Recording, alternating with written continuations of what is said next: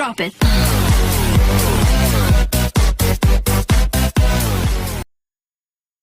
Bismillahirrahmanirrahim.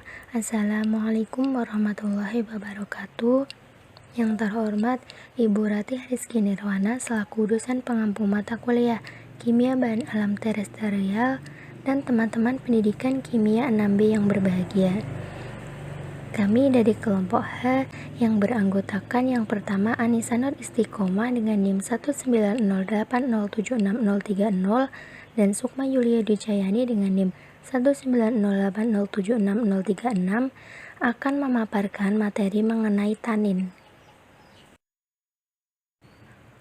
Pokok pembahasan yang akan kami bahas yaitu yang pertama karakteristik tanin, yang kedua klasifikasi senyawa tanin, yang ketiga biosintesis tanin, yang keempat sifat fisika dan kimia tanin, yang kelima manfaat senyawa tanin, dan yang keenam aplikasi senyawa tanin.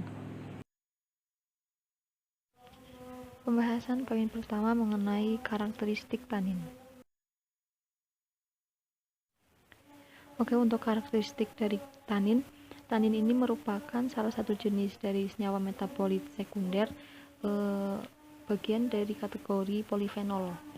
Nah, karena dia itu masuk ke dalam kategori polifenol, maka struktur kimia dari tanin dia mempunyai atau mengandung unsur C, unsur H, dan unsur O gitu. Kemudian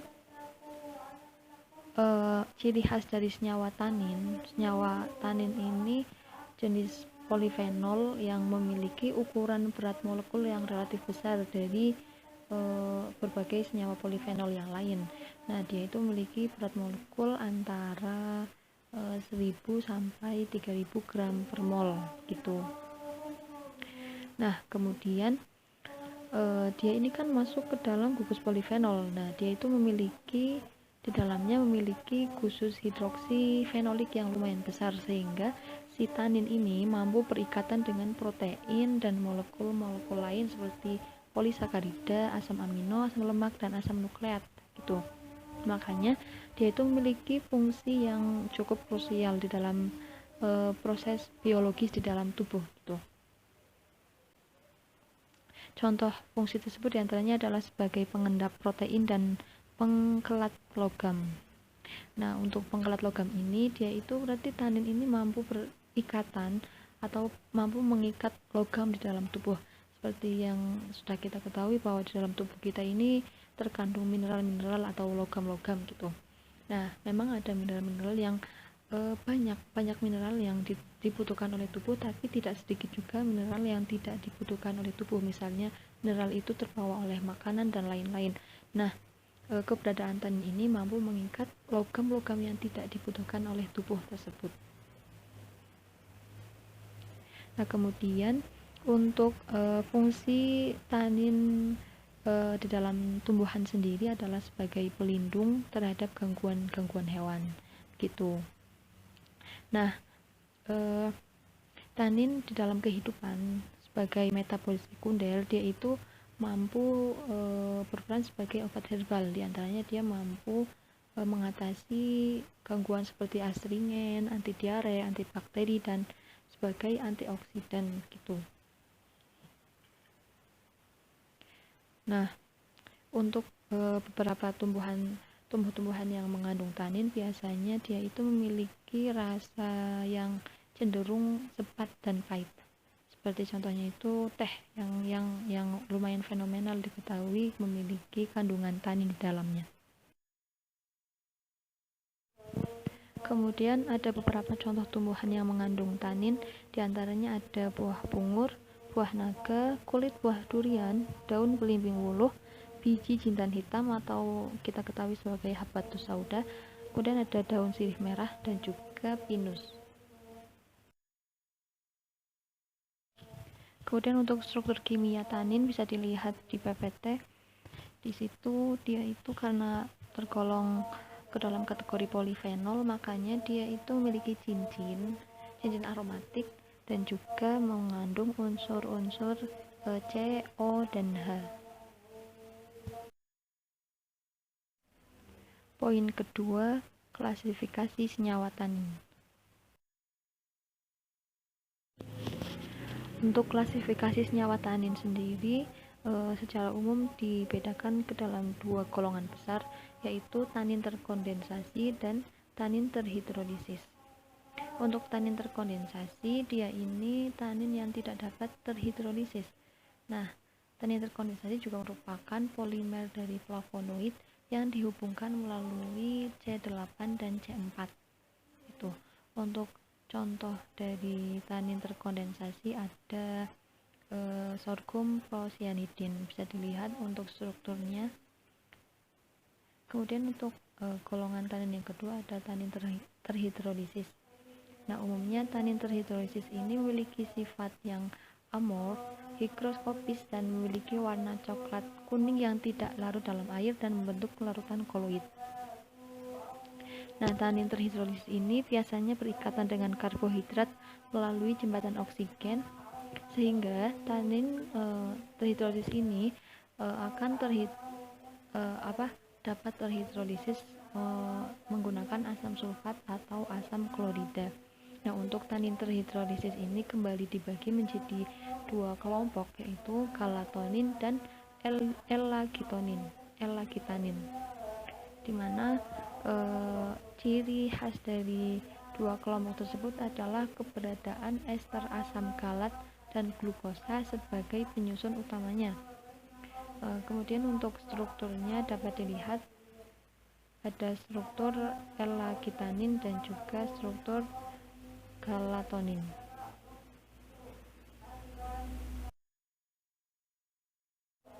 Poin ketiga, biosintesis senyawa tanin.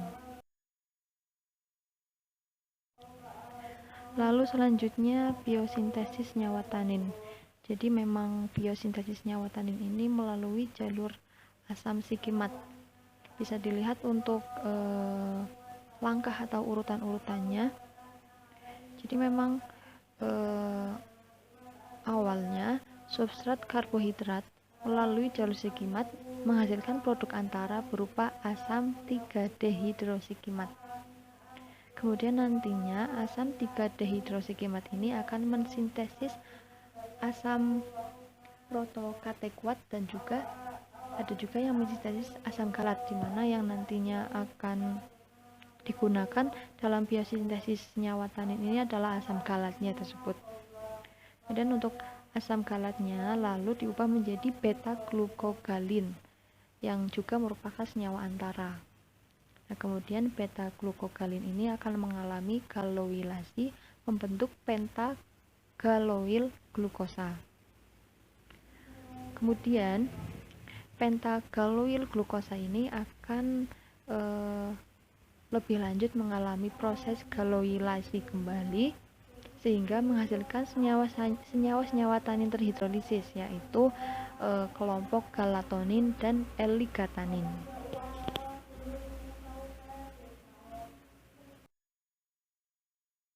Pokok pembahasan selanjutnya yaitu sifat fisika dan kimia senyawa tanin. Sifat fisikanya meliputi yang pertama yaitu dalam air membentuk larutan koloidal yang bereaksi asam. Yang kedua, mengendapkan larutan gelatin dan larutan alkaloid. Yang ketiga, tidak dapat mengkristal. Yang keempat, larutan alkali mampu mengoksidasi. Dan yang kelima yaitu mengendapkan protein dari larutannya dan bersenyawa dengan protein tersebut sehingga tidak dipengaruhi oleh enzim prokariotik. Sedangkan sifat kimianya yaitu yang pertama merupakan senyawa kompleks dalam bentuk campuran polifenol yang sukar dipisahkan dan sukar mengkristal.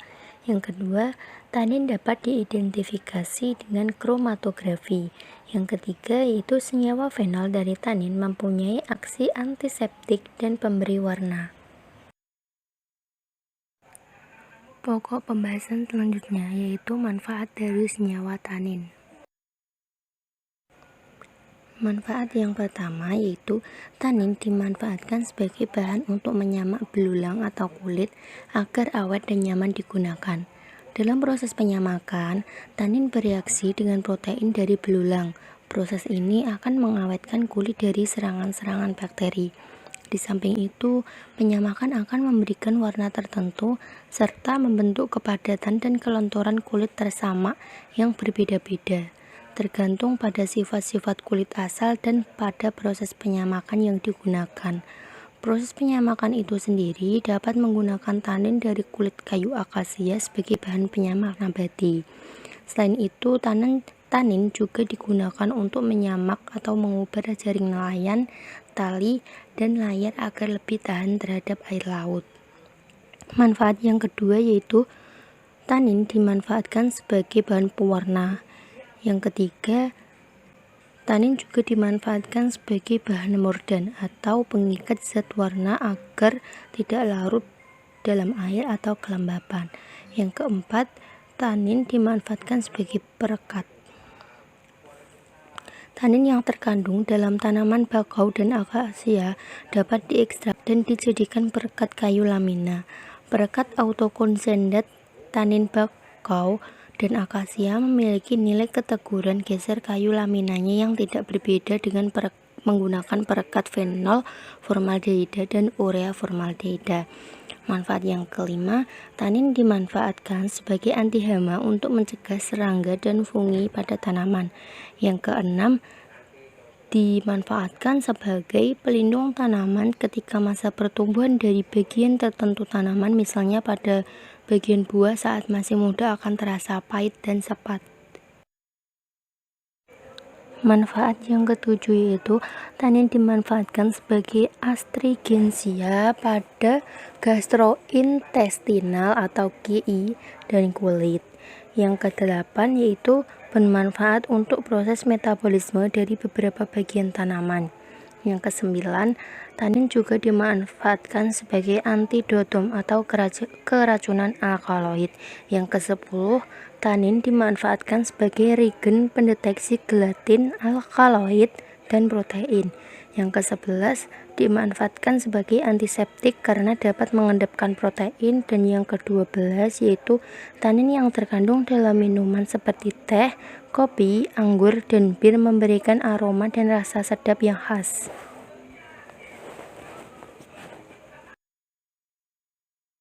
Pokok bahasan selanjutnya yaitu aplikasi senyawa tanin dalam kehidupan. Aplikasi yang pertama yaitu ekstrak tanin dari daun jambu biji mampu mengurangi laju korasi pada besi. Penelitian ini dilakukan oleh Tian Wahyuni dan Syamsuddin, mahasiswa jurusan Teknik Kimia Universitas Muhammadiyah Jakarta, yang memperoleh hasil bahwa inhibitor ekstrak daun jambu biji mampu mengurangi laju korosi besi dalam media NaCl 3%. Penelitian ini bertujuan untuk mengetahui pengaruh inhibitor yang berasal dari ekstrak tanin daun jambu biji terhadap laju korosi besi dalam media NaCl dan mendapatkan konsentrasi optimum melalui nilai efisiensi inhibisi. Ekstrak tanin diperoleh dari daun jambu biji dengan cara mengekstrak 20 gram daun jambu biji dalam 1000 ml air dengan waktu 20 menit. Selanjutnya didinginkan dan disaring serta dikeringkan pada suhu 105 derajat Celcius menggunakan hot plate. Tanin ekstrak daun jambu biji yang terbentuk diidentifikasi dengan menambahkan larutan gelatin 10% dan hasilnya terbentuk endapan berwarna putih yang berarti tanin positif. Larutan FeCl3 10% bertetes-tetes ditambahkan pada filtrat hasil ekstraksi. Jika warna yang terbentuk adalah hitam kehijauan, artinya tanin positif. Metode permanganatometri digunakan untuk menentukan kadar tanin. Variasi penambahan ekstrak tanin daun jambu biji ke dalam natrium klorida adalah dengan konsentrasi 0 ppm, 65 ppm, 130 ppm, 195 ppm, 260 ppm, dan 325 ppm. Laju korosi dihitung dari berkurangnya massa besi atau waktu atau metode gravimetri. Aplikasi yang kedua yaitu ekstrak tanin dari ramuan inang sebagai insektisida nabati yang ramah lingkungan. Tanin merupakan senyawa molekul yang dihasilkan oleh tanaman dan berperan sebagai penolak nutrisi dan penghambat enzim, sehingga mengakibatkan rendahnya hidrolisis pati dan menurunkan respon terhadap gula darah pada hewan. Zat aktif tanin potensial digunakan sebagai insektisida nabati. Ada beberapa jenis tumbuh-tumbuhan atau tanaman yang dapat menghasilkan tanin, antara lain tanaman pinang, tanaman akasia, gabus, bakau, pinus, dan gambir. Gambir biasanya digunakan oleh masyarakat Indonesia untuk kegiatan nginang. Bahan-bahan pada nginang antara lain sirih, tembakau, gambir, dan kapur sirih. Dalam rangka mengembangkan pertanian organik atau ramah lingkungan, insektisida organik sangat berpotensi untuk digunakan sebab aman untuk manusia dan binatang ternak dan dapat juga sebagai bahan pengawet alami serta selektif mengendalikan organisme pengganggu tanaman pada tanaman pangan yang sudah kebal terhadap bahan kimia sintetis. Tujuan penelitian ini yaitu untuk menciptakan sebuah inovasi pestisida organik yang terbuat dari bahan ramuan inang sebagai bahan utama dengan nama Insekdubang, insektisida idu abang. Penetapan tanin total ekuivalen tanin asid menggunakan metode uji berupa spektrofotometri.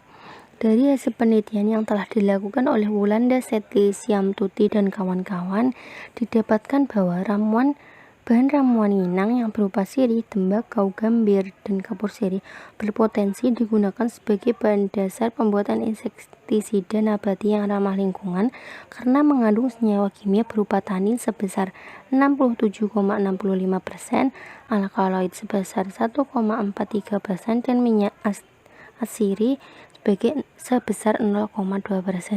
Senyawa tersebut dapat menurunkan intensitas penyakit pertanian seperti wereng, walang sangit, dan lain-lain dengan cara menghambat pertumbuhan serangga dewasa maupun larvanya.